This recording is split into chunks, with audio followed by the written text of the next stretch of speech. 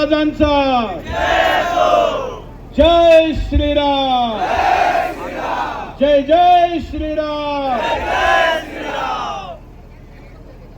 सगळ्यात आधी येवलेकरांना 22 जानेवारीच्या अयोध्येचं निमंत्रण देतो।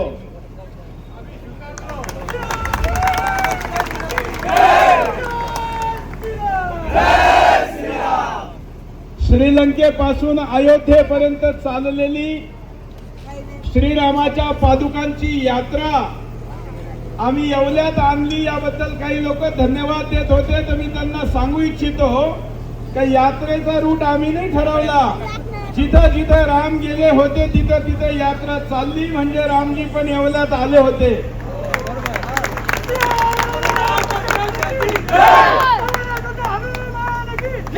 कारण अनकईला रामजी आले होते, आज तिथं मोठा कार्यक्रम झाला आणि यानंतर गोदावरीच्या दिशेने गेले होते, तर त्यांना याच मार्गाने जावं लागलं। आज मोठा सौभाग्याचा दिवस आहे। हे पाप अंतिमतः आपण असं मानतो की ज्याच्या भाग्यात रामाचं दर्शन आहे त्यालाच होतं। त्यामुळे या ठिकाणी हे सगळे जे उभे आहे, जे खिडकीत असतील, इथं मैदानात असतील, तुम्ही रामाचे आहात म्हणून आज रामाच्या पादुकाच्या दर्शनाचा योग तुम्हाला आलेला आहे। नाही तर येवल्यामध्ये तर खूप जण आहे, पण काहींचा आज बाजार आहे, काहींचा अजून दुसरं काही काम आहे, पण रामाच्या बाजारापेक्षा मोठा बाजार कुठला आहे का? नाही। माझ्या टूर मध्ये येवल्यामध्ये यायचं नव्हतं, मी कोपरगाव मध्ये उद्यापासून जॉईंट होणार होतो, परंतु आज माझं फ्लाईट शिर्डीमध्ये लवकर आलं आणि मी म्हणलं की जर आपण येवल्याच्या कार्यक्रमाला अटेंड करू शकत असेल तर आपण जाऊ। येवल्याचं येणं हे माझ्या नशिबात होतं, म्हणून या यात्रेत मी आज सहभागी होऊ शकलो। या चौकामध्ये मैं हिंदी में बताता हूं, हम इस चौक में जहां खड़े हैं यहाँ छत्रपति शिवाजी महाराज जी की मूर्ति है और इस एरिया को तिलक चौक कहते हैं। और इसको तिलक चौक कहने का कारण है भारत के बड़े स्वतंत्रता सेनानी बाल गंगाधर तिलक, जिनको लोकमान्य तिलक कहते थे, जिन्होंने नारा दिया था स्वराज्य मेरा जन्मसिद्ध अधिकार है और उसे मैं लेकर रहूंगा, उन्होंने यहाँ से भाषण दिया था जहां पर आज हम सब खड़े हैं।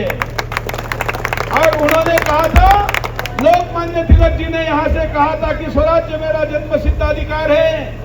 मैं सुरेश चौहान के येवला के इस तिलक चौक से छत्रपति शिवाजी महाराज के चरणों में खड़ा होकर कहता हूँ, राम राज्य मेरा जन्मसिद्ध अधिकार है और उसे हम प्राप्त करके रहेंगे।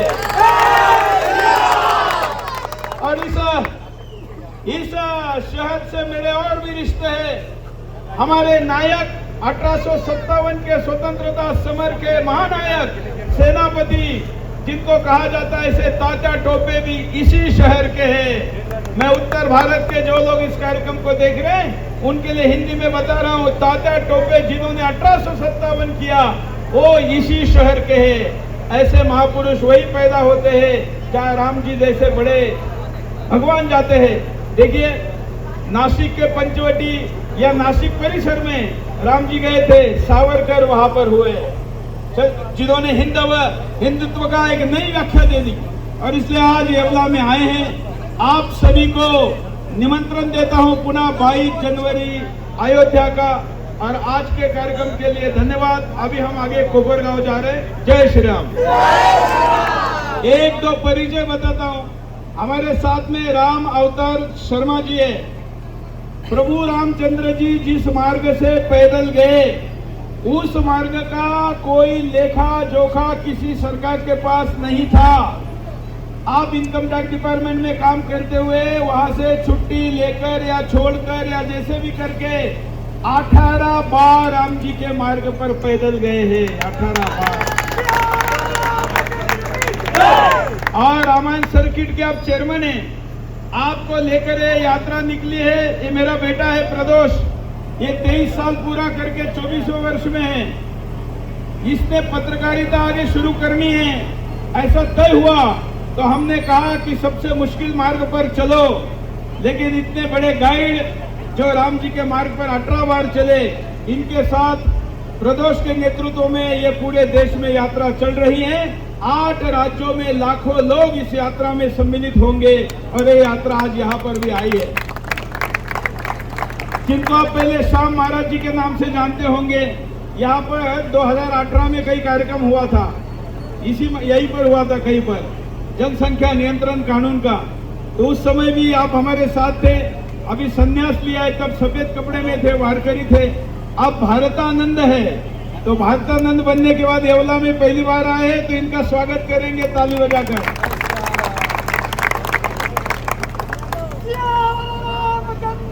जय। तर आज या ठिकाणी थांबू, पुन्हा लवकरच भेटू। जय श्रीराम।